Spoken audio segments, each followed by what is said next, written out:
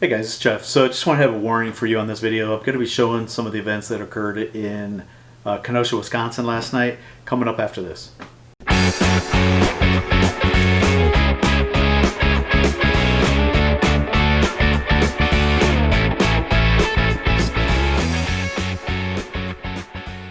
Hey guys, I'm back. So if you're like me, you woke up today and you heard about these events that occurred in Kenosha, Wisconsin last night.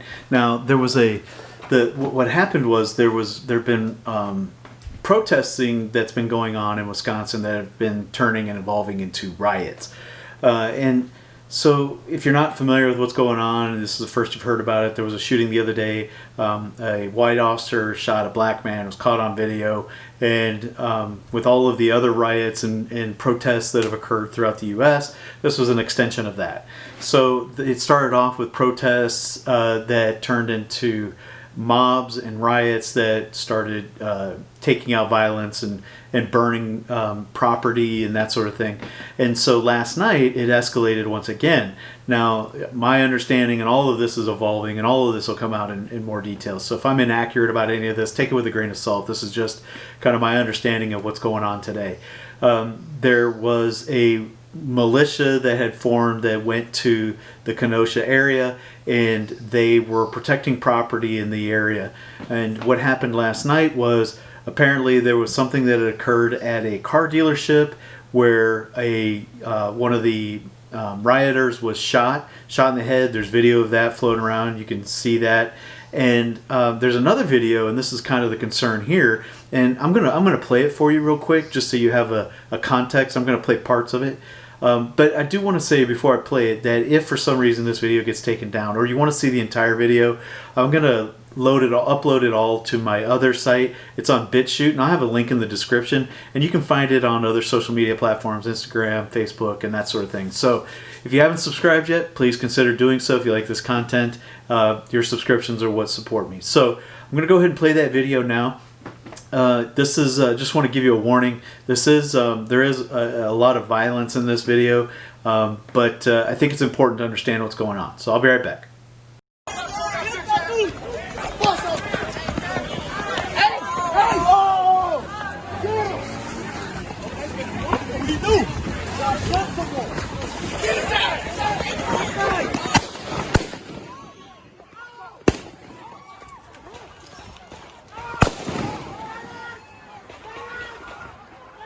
This is life and death. There's no respawn points, as somebody pointed out earlier. This is the real deal. So if you take a bullet in the chest or you take a bullet in the bicep, you're not coming back from that. That is happening to you for permanent, forever, for life. So it's important to understand, and I just want to emphasize it again, that this is the real deal.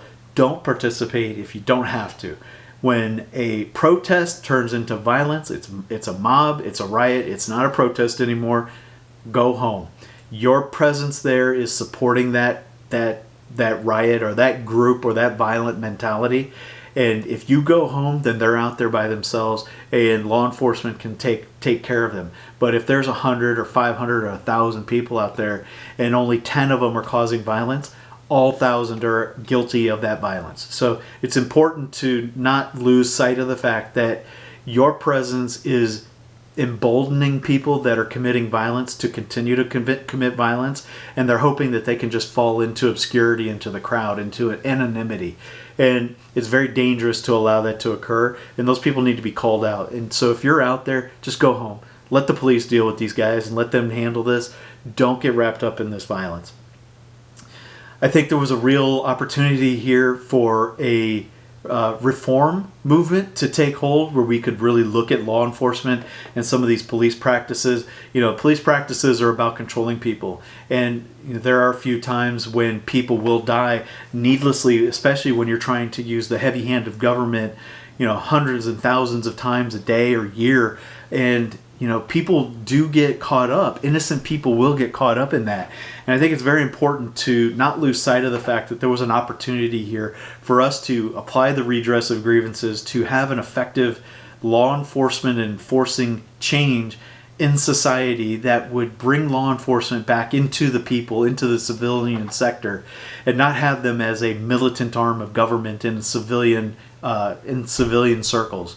But I think that's getting hijacked by Antifa and BLM and the media. The media, man, what an interesting conversation, right? You can't yell fire in a crowded theater, not because there isn't a fire in a theater, or if there's a fire, you can call it.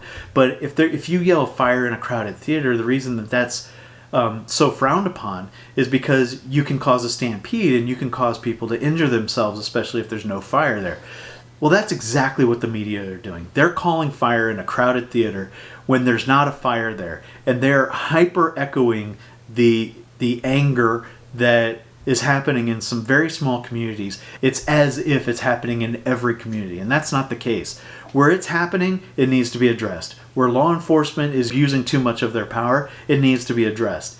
But it's not happening everywhere, and the media just turns up the bullhorn of grievance and turns it into something that it's really not, and it's causing people to get emotionally invested in the outcomes of these situations instead of allowing the legal system to play out. You have a First Amendment right. Seek redress of your grievances with your government. So, there's these people that start these protests off, and they have a valid, legitimate argument about how they're treated by government, and police officers are government employees. They are the enforcement arm of all of the laws that the legislators create. And so if you have a problem with police practices, if you have a problem with law enforcement, you take that up because they are part of our government. And so there is legitimate concern here about a redress of grievances based off of actions that were taken by government officials. What's gone on and what we're seeing happening in Kenosha and Oregon and Seattle and Portland and Seattle and New York and everywhere else where we're seeing these riots take off, you're seeing a divergence. There's a spin-off of these protests that are started with noble intentions and turning into riots where people are taking opportunities to cause violence, to take out frustrations on property and on people. They're cloaking themselves in the redress of grievances banner, but it's not really what the First Amendment was designed to protect.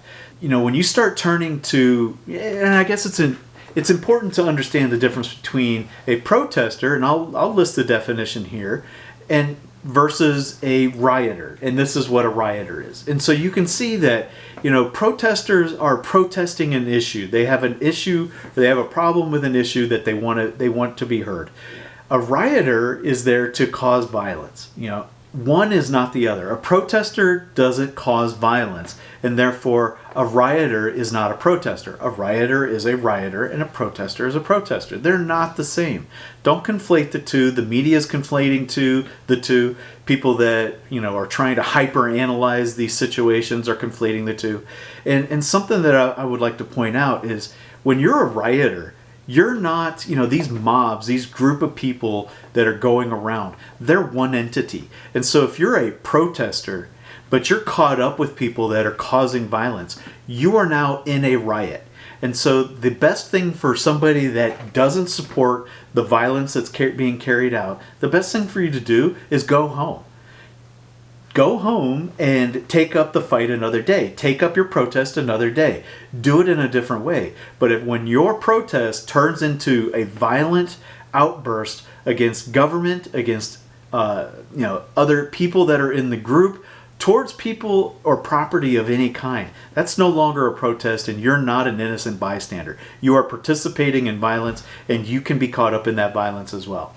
So in that video that I showed earlier, you saw where there were two people that lost their lives, and you can hyperanalyze it, you can dissect it, and you can say, well, this group of people were innocent and this group of people were guilty. And when you have a mob, when you have a riot, the riot is the people. You can't distinguish yourself from the group of people that you're in.